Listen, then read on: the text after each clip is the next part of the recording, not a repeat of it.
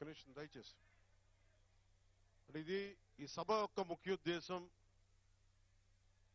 నేను మీకు కృతజ్ఞతలు చెప్పుకోవడానికి వచ్చాను ఇక్కడికి. నేను ఎందుకంటే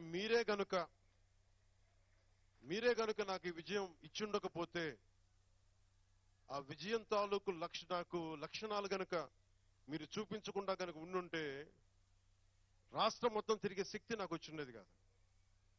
ఇక్కడ నాకు పిఠాపురం నాకు అంత బలం ఇచ్చింది, రాష్ట్రం మొత్తం తిరిగేలా బలం ఇచ్చింది. పిఠాపురం అనగానే గెలుపు ఖాయం అనిపించింది నాకు.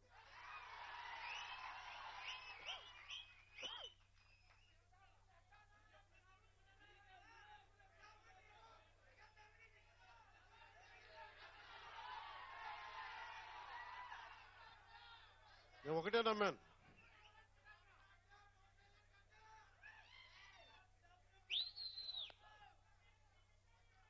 మీకు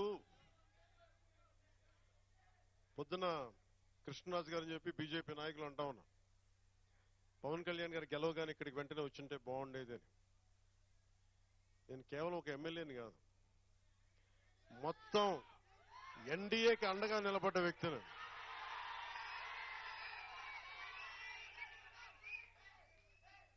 ఇప్పుడు నా